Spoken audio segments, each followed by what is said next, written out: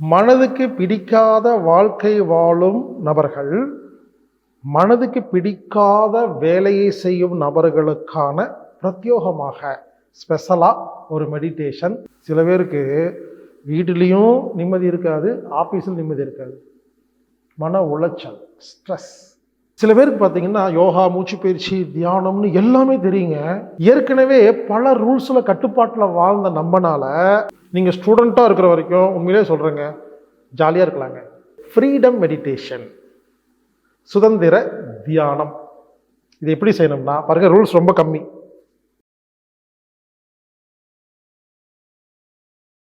அன்பே தெய்வம். நண்பர்களே, மனதுக்கு பிடிக்காத வாழ்க்கை வாழும் நபர்கள், மனதுக்கு பிடிக்காத வேலையை செய்யும் நபர்களுக்கான பிரத்யோகமாக ஸ்பெஷலாக ஒரு மெடிடேஷன். இதுக்கு பேர் சுதந்திர தியானம், அதாவது ஃப்ரீடம் மெடிடேஷன். பார்த்தீங்கன்னா சில பேருக்கு அந்த ஆஃபீஸ் ஒரு ஒர்க் பண்ணிட்டு இருப்பாங்க, அது பிடிக்காத வேலையாக இருக்கும். வீட்டுக்கு வந்தால் பிடிச்ச மாதிரி இருக்கும், சரி பரவாயில்ல. சில பேர் வீட்டு பிடிக்காத வீடாக இருக்கும், ஆஃபீஸில் பிடிச்ச வேலையாக இருக்கும். சில பேருக்கு வீட்டிலையும் நிம்மதி இருக்காது, ஆஃபீஸில் நிம்மதி இருக்காது, மன உளைச்சல், ஸ்ட்ரெஸ். மனதுக்கு பிடிக்காத வாழ்க்கை, மனதுக்கு பிடிக்காத வேலை செய்கிற நபர்களுக்கான, மீண்டும் சொல்கிறேன், இது ஒரு ஸ்பெஷல் தியானம்.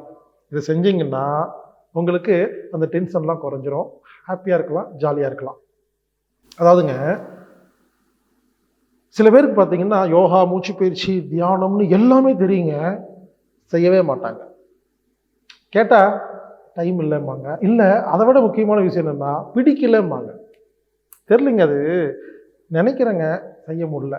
அப்போ எல்லாருக்கும் ஏங்க ஒரு சில பேர் மட்டும்தாங்க கரெக்டாக யோகா, மூச்சு பயிற்சி தானே செஞ்சுட்டு இருப்பாங்க.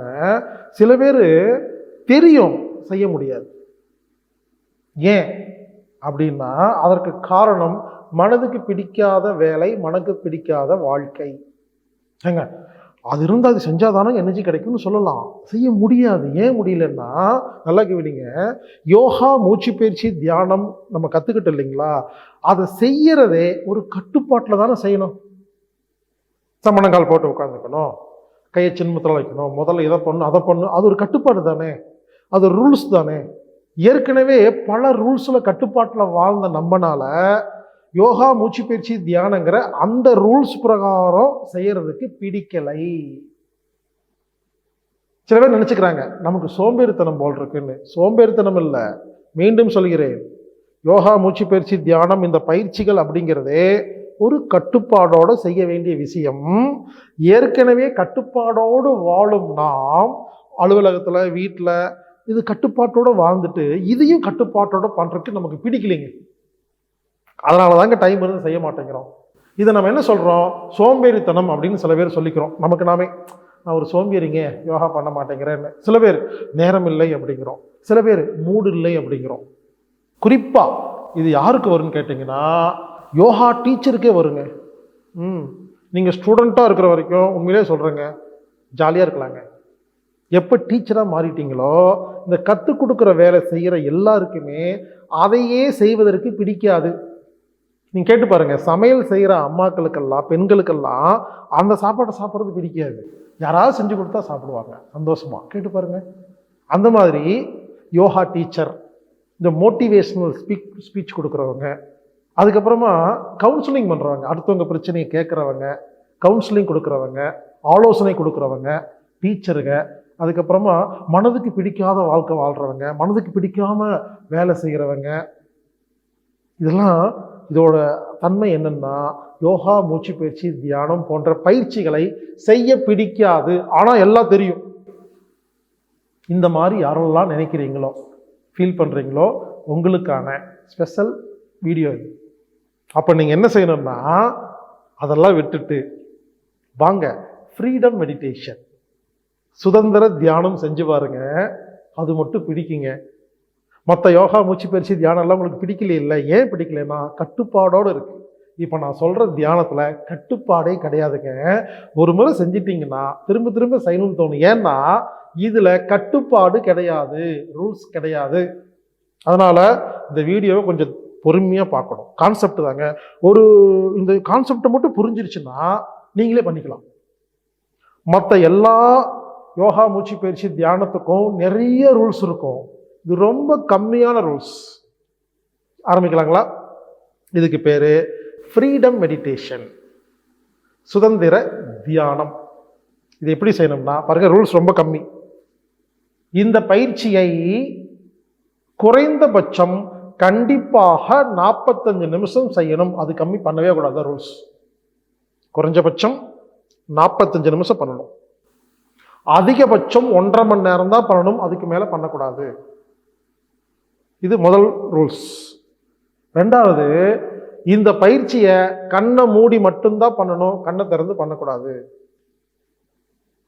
மூணாவது ரூல்ஸ், கண்டிப்பாக ஏதாவது உங்களுக்கு பிடித்த meditation music, Zen meditation music, alpha music, delta மியூசிக்னு ஏதாவது ஒரு இசை அந்த இடத்துல செல்ஃபோன்லேயோ ஒரு ஸ்பீக்கர்லேயோ இசையோடு இருக்கணும். நல்லா கவனிங்க. இவ்வளோதான் ரூல்ஸ். கண்ணை திறக்கவே கூடாது. குறைஞ்சது 45 நிமிஷம் பண்ணணும், அதிகபட்சம் 1.5 மணி நேரம் தான் பண்ணணும், அதுக்கு மேலே போகக்கூடாது. கண்டிப்பாக உங்களுக்கு பிடிச்ச பாட்டெல்லாம் போடக்கூடாது, சினிமா பாட்டெல்லாம் போடக்கூடாது. தியான இசை மட்டும்தான் இருக்கணும். அது உங்களுக்கு பிடிச்ச இசை மட்டும்தான் இருக்கணும். எந்த இசையை கேட்டால் உங்களுக்கு ஹாப்பியாக இருக்குமோ அது மட்டும்தான் இருக்கணும். இசை இருக்கணும், கண்ணை மூடி இருக்கணும், குறைஞ்சது 45 நிமிஷம், அதிகபட்சம் 1.5 மணி நேரம். நல்லா கவனிங்க. அந்த டைமில் படுத்து தூங்கிட மட்டும் கூடாது. இதாங்க ரூல்ஸ். பாருங்க, இவ்வளோ கம்மி ரூல்ஸ் தான். அப்போ என்ன செய்யணும் பாருங்க, நல்லா கவனிங்க. இது ஒரு கான்செப்ட். இந்த கான்செப்டை புரிஞ்சுட்டு ஒரு தடவை செஞ்சு பாருங்க. இனிமேல் நீங்கள் இந்த சுதந்திர தானத்தை விடவே மாட்டீங்க, அடிக்கடி பண்ணுவீங்க, ஜாலியாக இருக்கும். ஏன்னா ரூல்ஸ் கிடையாது இதில். பாருங்க, இப்போது இந்த தியானத்தை ஆரம்பிக்கிறீங்கன்னு வச்சுங்களேன். அது என்ன பண்ணணும்னா வழக்கம் போல தான் சமணங்கால் போட்டு உட்காந்துட்டு சின்முத்தில் கை வச்சு முதுகு நேராக வச்சுக்கிட்டு அப்படின்னு தான் ஆரம்பிக்கிறோம்.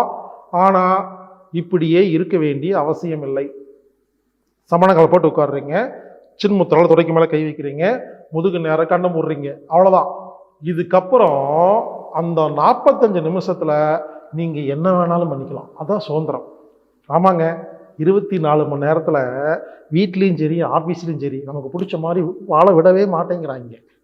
அப்போது இந்த ஒரு 45 நிமிஷத்தில் நமக்கு பிடிச்ச மாதிரியெல்லாம் பயிற்சி பண்ணிட்டோம்னா அடுத்த 24 மணி நேரத்தில் அந்த பிடிக்காத வேலை செய்யறதுக்கு சக்தி கிடைச்சிருங்க. இதாங்க கான்செப்ட். மீண்டும் சொல்கிறேன், நம்மெல்லாம் என்ன தப்பாக புரிஞ்சுருக்கிறோம்னா, யோகா செய்யணும்னா அது ஒரு லைன்லாம் பண்ணணும், ஆர்டராக பண்ணணும், இதுதான் முதல்ல பண்ணணும், அதான் பண்ணணும். ஒத்துக்கிறேன், இல்லைன்னு சொல்லிங்க. அந்த மாதிரி தான் நம்ம யோகா டீச்சராக கிளாஸ் நடத்தியிருக்கிறோம்.